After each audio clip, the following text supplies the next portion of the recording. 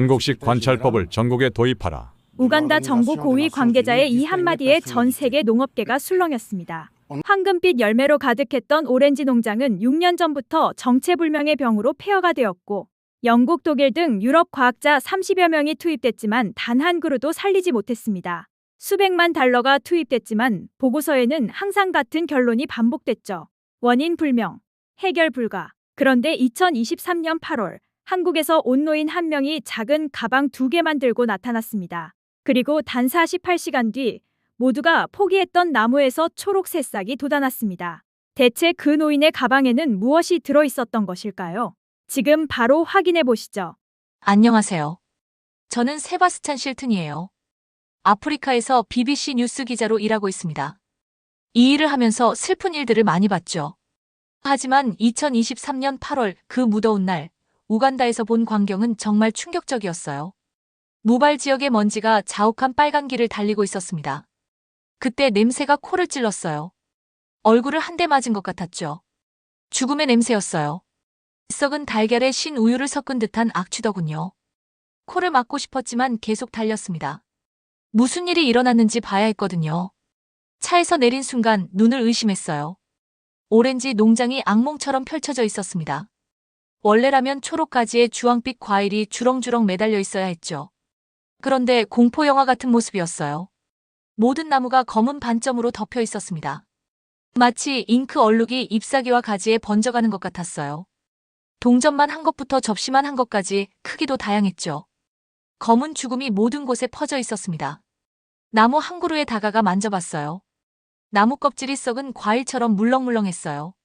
손가락으로 누르자 검은 액체가 흘러나왔습니다. 냄새가 더 심해졌어요. 잎사귀들이 말라서 떨어지고 있었어요. 발밑에서 바스락거리는 소리가 났죠. 영국의 가을 낙엽을 밟는 소리 같았습니다. 하지만 지금은 자라야 할 계절이었어요. 주변을 둘러보니 더 가슴 아픈 광경이 펼쳐졌어요. 가족들로 북적이던 마을이 거의 비어 있었습니다. 집들의 문이 활짝 열려 있었어요. 빨래줄에 옷들이 걸려 있었지만 가져갈 사람은 없었죠. 개들이 주인을 찾아 헤매고 있었습니다. 무서운 침묵이 감돌았어요. 죽은 나무 아래 앉아있는 늙은 농부를 만났어요. 은바라 모코티라는 분이었습니다. 피곤하고 슬픈 표정이었어요. 반일로 더러워진 옷을 입고 있었죠. 그의 눈에서 눈물이 흘러내렸습니다. 이 병은 모든 걸 죽여요. 그가 조용히 말했어요. 먼저 나무가 죽고 그 다음 사람들이 떠나죠. 먹을 것도 없고 돈도 없어요. 희망도 없답니다. 6개월 전만 해도 이 마을에는 800명이 살았다고 했어요. 지금은 480명만 남았습니다. 나머지는 모든 걸 싸서 떠났죠. 집도 추억도 꿈도 버리고 말이에요. 이 끔찍한 병의 원인이 뭐냐고 물어봤어요. 그는 천천히 고개를 저었습니다. 아무도 몰라요. 똑똑한 사람들이 큰 기계와 컴퓨터를 가지고 왔었어요. 샘플도 채취하고 보고서도 썼죠. 하지만 아무것도 소용없었어요. 검은 죽음이 계속 이기고 있습니다. 유럽의 과학자들이 온갖 노력을 다했다고 했어요. 집값보다 비싼 현미경을 가져왔고 무엇이든 분석할 수 있는 컴퓨터도 있었죠. 수백만 달러를 쓰고 수백 쪽의 보고서를 썼습니다. 하지만 모든 보고서의 결론은 같았어요. 원인 불명. 추가 연구 필요. 해결 불가능. 죽어가는 농장을 걸으며 흙장난을 하는 아이들을 봤어요. 너무 말랐고 옷에는 구멍이 뚫려 있었습니다. 학교에 가야 할 나이였지만 부모들이 책값이나 교복비를 낼 수 없었죠. 오렌지 나무가 가족들에게 모든 걸 주었는데 이제는 슬픔만 남겨주고 있었어요. 쓰러진 통나무에 앉아 수첩에 적었습니다. 이건 단순히 병든 나무 이야기가 아니었어요. 부서진 꿈과 사라진 희망의 이야기였죠. 평생 열심히 일했던 사람들이 모든 것이 사라지는 걸 지켜보는 이야기였습니다. 해가 지고 하늘이 주황빛으로 물들었어요. 예전에 이곳에서 자라던 과일 색깔이었습니다. 아이러니했어요. 하늘은 희망의 색깔이었지만 이곳에서는 희망이 불가능해 보였거든요. 그날 밤 모든 걸 바꿀 소식을 들었어요. 한 여성이 마을을 뛰어다니며 소리쳤습니다. 한국에서 누군가 우리를 도우러 온대요. 대부분 사람들은 고개를 저었어요. 약속은 이미 많이 들어봤거든요. 하지만 한국이라는 단어가 저를 궁금하게 했습니다. 유럽 최고의 과학자들도 못한 일을 한국에서 뭘 할 수 있을까요? 며칠 후에 그 답을 알게 될 거였어요. 그 답을 찾기 위해 3일 후 우간다 수도 캄팔라의 작은 공항에 나가 있었습니다. 카메라를 준비하고 한국 전문가의 도착을 기다리고 있었어요. 이전에 왔던 유럽 과학자들 같은 사람을 예상했죠. 비싼 장비를 든 정장 차림의 젊은 남자나 첨단 기계가 든 금속 상자를 가진 팀 말이에요. 하지만 승객들이 비행기에서 나오기 시작했을 때 당황했습니다. 유명한 과학자 같은 사람을 계속 찾았어요. 정장을 입은 사업가들이 보였고 큰 배낭을 맨 관광객들도 있었죠. 우는 아기를 아는 가족들도 있었습니다. 하지만 오렌지 나무 위기를 해결하러 온 사람은 보이지 않았어요. 그때 그분을 봤습니다. 회색 머리의 노인이 천천히 걸어오고 있었어요. 평범한 옷을 입고 있었죠. 더운 날씨에 편안해 보이는 셔츠와 바지였습니다. 작은 여행 가방 하나를 끌고 있었어요. 다른 손에는 낡은 가죽 가방을 들고 있었죠. 세계 곳곳을 여행한 듯 보이더군요. 이분이 바로 최윤석이었습니다. 모두가 기다리던 한국 전문가였어요. 70세였지만 눈빛은 밝고 예리했죠. 저에게 미소를 지었을 때 묘한 안정감이 들었어요. 즉시 신뢰하고 싶게 만드는 부드러운 무언가가 있었습니다. 짐 찾는 곳까지 따라가며 과학 장비 상자들을 가져올 거라 예상했어요. 그런데 작은 여행 가방 하나만 더 가져갔습니다. 그게 전부였어요. 우간다 오렌지 나무를 살리려는 그의 모든 장비가 여행 가방 2개와 가죽 가방 하나에 들어 있었어요. 쳐다보지 않을 수 없었어요. 현미경은 어디 있죠? 컴퓨터는 어디 있어요? 화학 검사 키트는 어디 있답니까? 유럽 과학자들은 모두 트럭 가득 장비를 가져왔는데 이 한국 사람은 단순한 휴가를 가는 것 같았어요. 모발까지 가는데 울퉁불퉁한 길로 3시간이 걸렸습니다. 여행 중에 최윤석이 코피아라는 곳에서 일한다는 걸 알았어요. 다른 나라 농부들을 돕는 한국 기관이라고 했죠. 30년간 이런 일을 해왔고 사람들이 식량 재배에 도움이 필요한 곳이면 어디든 갔다고 했습니다. 마침내 마을에 도착했을 때 작은 군중이 모여 있었어요. 한국 전문가를 보러 온 사람들이었죠. 최윤석이 차에서 내리는 걸 보는 사람들의 표정을 지켜봤습니다. 호기심 어린 사람들도 있었고 실망한 사람들도 있었어요. 몇 명은 서로 귓속말을 하며 고개를 저었습니다. 그들의 기분을 이해할 수 있었어요. 6년간 비싼 장비를 가진 유럽 과학자들이 실패하는 걸 봤는데 여행 가방 2개만 든 평범한 노인을 보면 충격적이었을 거예요. 반잔이오나가 우리를 맞으러 와 있었습니다. 우간다 유엔에서 일하는 똑똑한 여성이었어요. 많은 지원 프로젝트를 봐온 분이었죠. 최윤석의 간단한 짐을 보고 의심스러운 표정을 지었어요. 저와 같은 생각을 하고 있다는 걸 알 수 있었습니다. 어떻게 이 한 사람이 전문가 팀들도 해결 못한 문제를 풀 수 있을까요? 한국 팀은 작았지만 친근해 보였어요. 여은별이라는 젊은 여성이 있었는데 지역 공동체와 함께 일하는 분이었습니다. 친근한 눈빛으로 만나는 사람마다 부드럽게 말을 걸었어요.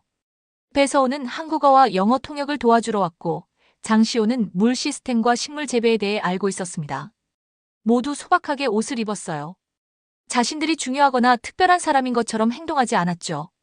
그냥 도움을 주고 싶은 평범한 사람들 같았습니다. 현지 농부들이 한국팀 주변으로 모여들었어요.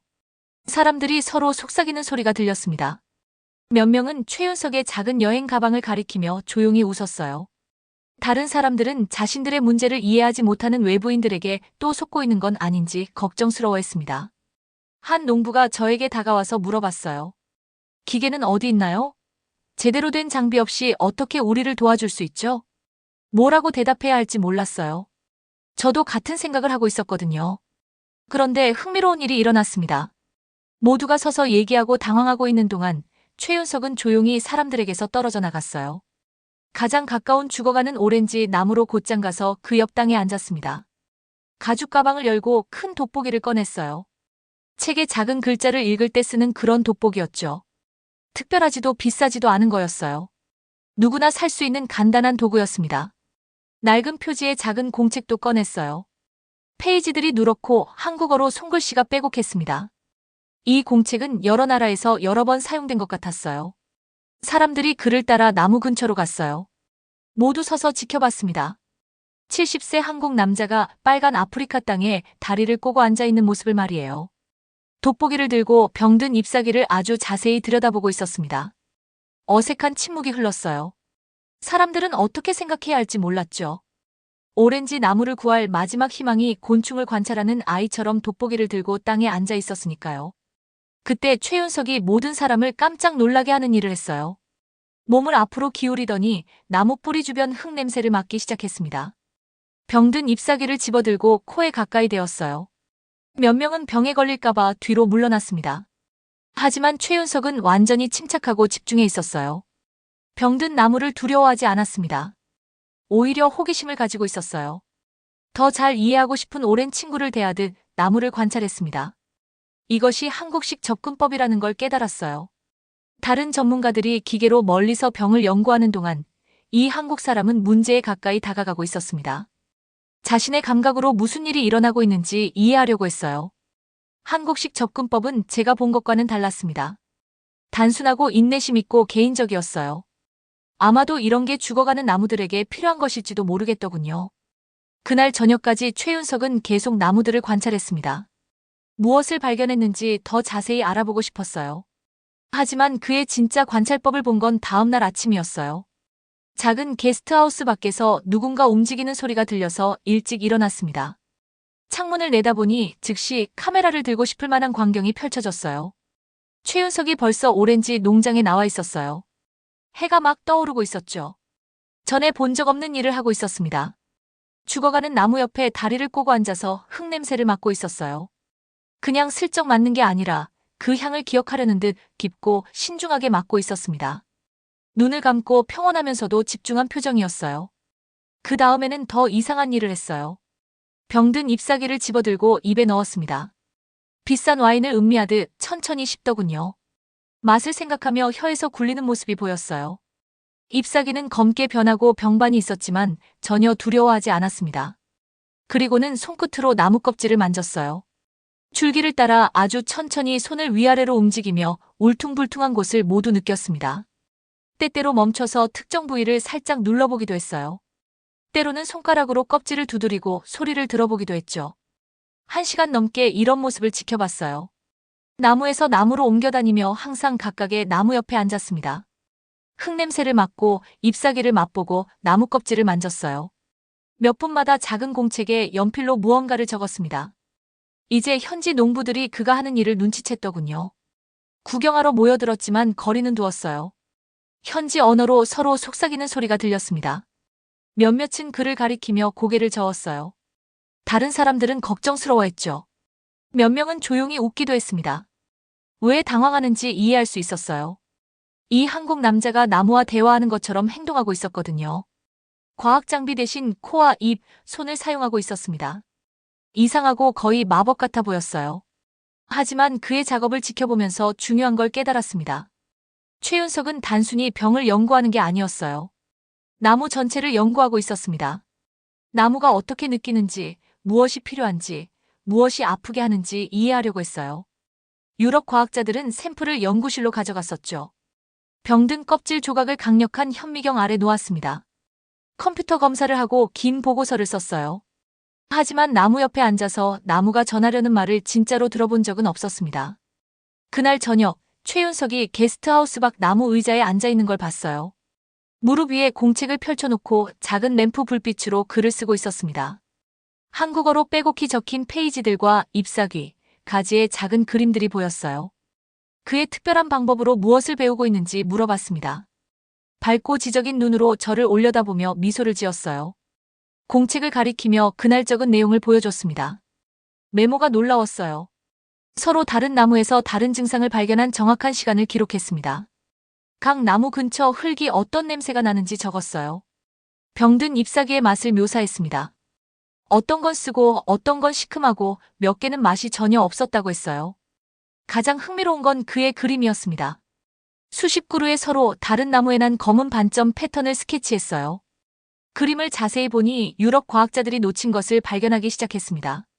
모든 나무에서 병이 같은 방식으로 퍼지지 않았어요. 어떤 나무는 줄기 아래쪽에서 시작해서 위로 올라갔습니다. 다른 나무들은 가지 끝에서 시작해서 아래로 내려갔어요. 가장 오래된 나무들은 가운데서 시작해서 사방으로 퍼져나가는 것 같았습니다. 퍼즐을 맞추는 것 같았어요. 각 나무가 병이 어떻게 작동하는지 단서를 주고 있었습니다. 하지만 아주 자세히 보고 각각의 나무와 시간을 보내야만 단서를 볼 수 있었어요. 최윤석은 비싼 기계로는 탐지할 수 없는 것을 발견했습니다. 이 병이 하나의 단순한 문제가 아니라는 걸 알아냈어요. 실제로는 여러 다른 문제들이 동시에 일어나고 있었습니다. 한국식 관찰법이 효과를 보고 있었어요. 기술에 의존하지 않고 자신의 감각을 사용함으로써 아무도 눈치채지 못한 것들을 배우고 있었습니다. 각 나무가 그에게 들려주려는 이야기를 읽고 있었어요. 이것이 단순히 다른 과학적 방법이 아니라는 걸 깨달았습니다. 세상을 이해하는 다른 방식이었어요. 멀리서 병을 연구하는 대신 최윤석은 가까이 다가가고 있었습니다. 자연을 통제하려 하지 않고 이해하려 했어요. 한국식 접근법이 문제 해결에 대한 중요한 것을 가르쳐주고 있었습니다. 때로는 답이 복잡한 데이터나 비싼 장비에 숨어 있지 않아요. 때로는 답이 바로 우리 앞에 있는데 보고 들을 줄 아는 사람을 기다리고 있을 뿐입니다. 그날 그의 작업을 지켜보며 이 온화한 한국 남자가 정말로 죽어가는 오렌지 나무를 구할 수 있을지도 모른다고 믿기 시작했어요. 다른 모든 사람이 놓친 것들을 보고 있었습니다. 단순히 문제에 가까이 다가가서 모든 감각을 사용해 이해하려 했기 때문이었어요. 한국식 관찰법은 인내심과 호기심, 자연에 대한 존중에 관한 것이었습니다. 그리고 6년 동안 숨겨져 있던 비밀들을 드러내기 시작하고 있었어요. 이틀 동안 최윤석은 계속해서 같은 방식으로 관찰을 이어갔습니다. 매일 새벽부터 저녁까지 나무들과 함께 시간을 보냈어요. 그리고 마침내 뭔가 중요한 발견을 한 것 같았습니다. 그 발견이 무엇인지 알게 된 건 바로 그 다음 날이었어요. 아침을 먹고 있는데 오렌지 농장에서 흥분한 목소리들이 들렸습니다. 카메라를 들고 뛰어나가서 무슨 일인지 봤어요. 최윤석이 병든 나무들 한가운데 서 있었는데 이번에는 혼자가 아니었습니다. 마을의 모든 농부들이 그의 주변에 모여 있었어요. 작은 공책을 손에 펼쳐든 채로 여러 나무를 가리키며 사람들에게 무언가를 설명하고 있었습니다. 정말 눈에 띈 건 그의 모습이었어요. 우간다에 온 후 처음으로 최윤석이 자신감 있고 흥분해 보였습니다. 눈이 밝게 빛났고 말하면서 활기차게 손을 움직이고 있었어요. 뭔가를 알아냈다는 걸 느낄 수 있었죠. 군중을 헤치고 가까이 다가갔어요. 그의 옆당에 간단한 여행 가방에서 나온 게 분명 아닌 여러 물건들이 보였습니다. 다양한 색깔의 액체가 든 플라스틱 병들이 있었어요. 흰 가루가 든 작은 봉지들도 있었죠. 검은 플라스틱 튜브 한 묶음도 있었고 전에 본 적 없는 초록 식물들이 쌓여 있었습니다. 가장 놀라운 건 이 모든 것들이 완전히 평범해 보였다는 거예요. 비싸거나 첨단 기술이 아무것도 없었습니다. 모든 게 현지 시장에서 살 수 있을 것 같았어요. 1년 수입보다 비싼 장비를 가져온 유럽 과학자들과는 너무 달랐습니다. 최윤석이 농부들에게 무엇을 해야 하는지 보여주기 시작했어요. 먼저 작은 삽을 들고 가장 심하게 병든 나무 밑둥 주변의 얕은 도랑을 파기 시작했습니다. 도랑은 깊지 않았어요. 자, 길이 정도였죠. 이 도랑들이 나무 뿌리에서 여분의 물을 빼내는데 도움이 될 거라고 설명했습니다. 이게 얼마나 간단한지 깨달은 농부들의 표정을 지켜봤어요. 그들은 훈련받은 과학자만 할 수 있는 복잡한 절차를 기대했었습니다. 대신에 기본 도구만 있으면 어떤 농부든 할 수 있는 일을 보고 있었어요. 다음으로 하얀 액체가 든 플라스틱 병 중 하나를 집어들었습니다. 그 액체를 실내 식물에 물을 주는 데 쓰는 것 같은 작은 분무기에 부었어요. 그리고 그 혼합물을 나무에 병든 잎사귀와 가지에 뿌리기 시작했습니다. 액체에서 병원에서 쓰는 소독약 같은 날카롭고 깨끗한 냄새가 났어요. 물어보니 카벤다짐이라는 단순한 항진균제였습니다. 놀라운 건 나무 열그루를 치료할 만큼의 약이 고작 $5였다는 거예요. 농부들이 이 약을 어디서 살 수 있는지 묻기 시작했어요. 가장 가까운 도시의 농자재 상점에서 구할 수 있다는 걸 알고 안심했습니다. 유럽에서 특수 화학물질을 주문할 필요가 없었어요. 비싼 운송비를 기다릴 필요도 없었죠. 필요한 모든 것이 이미 현지에서 구할 수 있었습니다. 그 다음 최윤석이 검은 플라스틱 튜브를 보여줬어요. 점적 관계용이라고 설명했습니다. 매일 나무에 정확히 필요한 만큼의 물을 주는 방법이었죠. 튜브에 작은 구멍을 뚫는 법과 각 나무 주변에 배치해서 물이 뿌리에 천천히 꾸준히 떨어지도록 하는 법을 시연했습니다. 농부들이 이 시스템에 매료되었어요. 너무 간단해서 아이들도 설치를 도울 수 있었습니다. 하지만 나무가 너무 많거나 적은 물을 받는 걸 방지하기 때문에 매우 똑똑한 방법이기도 했어요. 두 조건 모두 병의 확산을 도왔었거든요. 한국식 해결법의 마지막 부분이 저에게는 가장 흥미로웠어요. 최윤석이 진균 질병에 자연적으로 맞서는 여러 현지 식물들을 찾아냈습니다. 이 식물들은 이 지역에서 야생으로 자라고 있었고 대부분 사람들은 잡초라고 생각했어요. 하지만 그는 농부들에게 이 잡초들을 각 오렌지 나무 주변에 원형으로 심는 법을 보여줬습니다. 아이디어가 뛰어났어요. 화학물질만으로 병과 싸우는 대신 자연 방어 시스템을 만들고 있었습니다. 보호식물들이 오렌지 나무들이 힘을 회복하는 동안 병을 멀리하는 데 도움이 될 거였어요. 농부들이 한국식 해결법의 각 단계를 시도하는 걸 보면서 그들의 흥분이 커지는 걸 느꼈습니다. 6년 만에 처음으로 그들에게 이해되는 일을 하고 있었어요. 그들의 기술과 예산에 맞는 방법을 사용하고 있었습니다. 하지만 가장 중요한 건 그들이 단순히 명령을 따르는 게 아니라는 거였어요.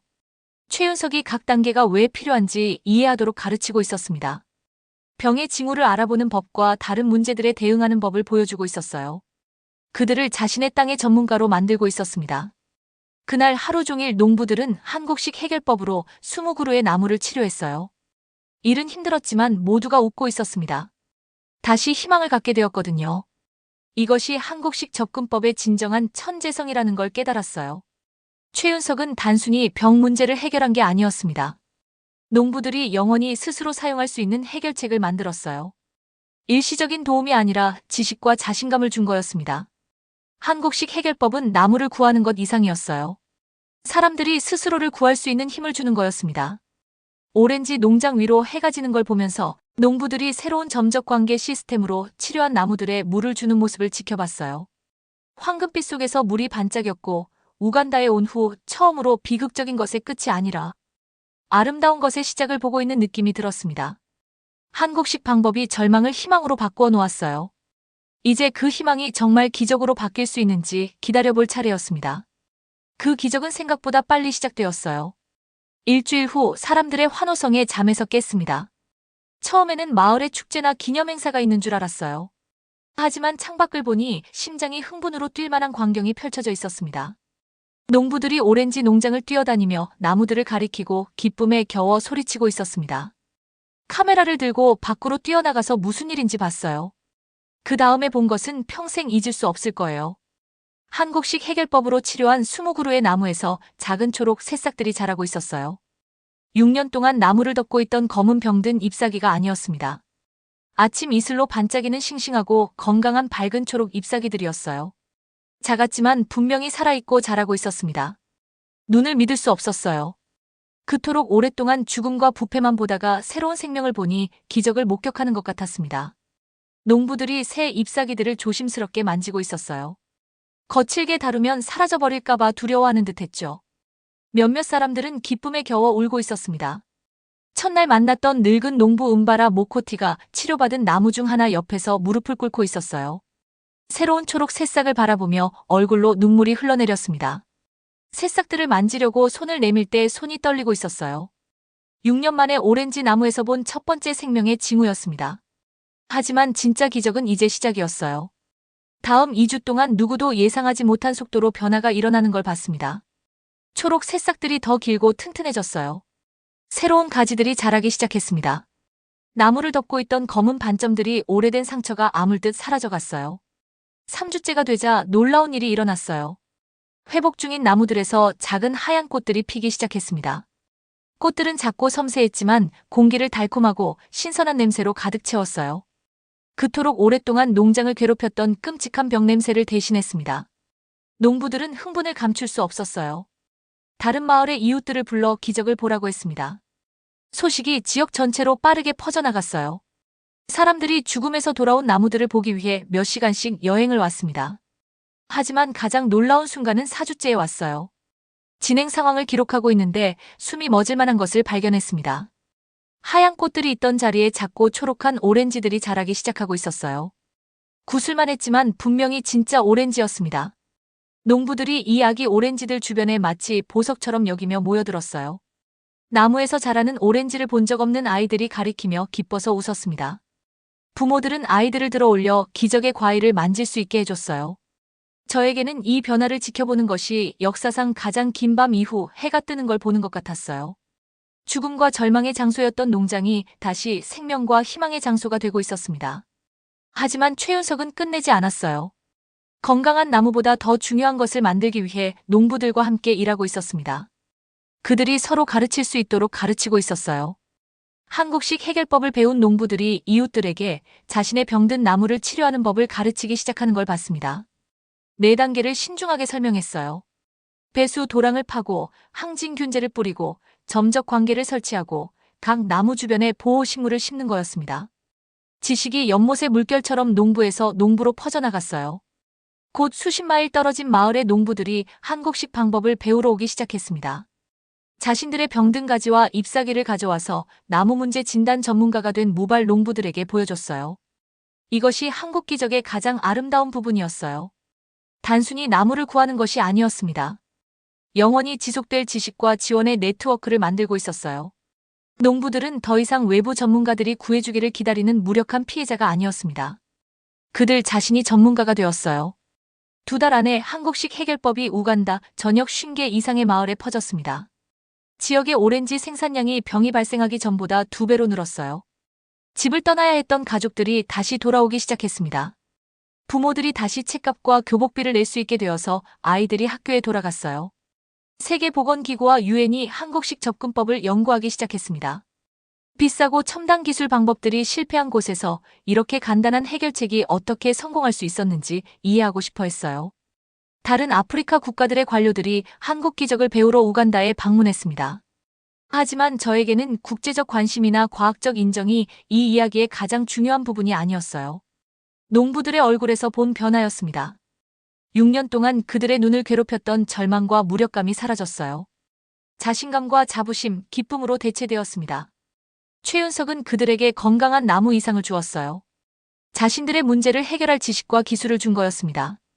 때로는 최고의 해결책이 비싼 기술이 아니라 인내심 있는 관찰, 간단한 도구, 그리고 배려하는 마음에서 나온다는 걸 보여줬어요. 우간다를 떠나 런던으로 돌아갈 준비를 하면서 농업 성공 이야기보다 훨씬 큰 것을 목격했다는 걸 깨달았습니다. 한국인의 끈기와 겸손함, 공동체 돌봄의 정신이 어떻게 전체 지역을 변화시킬 수 있는지 봤어요. 우간다의 한국 기적은 가장 어두운 시기에도 희망이 언제나 가능하다는 걸 증명했습니다. 때로는 기적이 가장 예상치 못한 곳에서 옵니다. 모든 문제에는 해결책이 있다고 믿고 주의 깊게 보고 충분히 깊이 관심을 갖는다면 찾을 수 있다고 믿는 온화한 사람들이 가져다 주는 거예요. 무발의 오렌지 농장이 다시 살아났지만 더 중요한 건 무발 사람들이 자신들만의 기적을 만들어낼 힘이 있다는 걸 배웠다는 거였습니다. 오늘의 사연은 여기까지입니다. 사연이 마음에 드셨다면 구독과 좋아요 부탁드려요. 여러분의 버튼 하나로 영상 제작에 큰 힘이 됩니다. 다음에 더 큰 감동적인 사연으로 찾아뵙겠습니다. 감사합니다.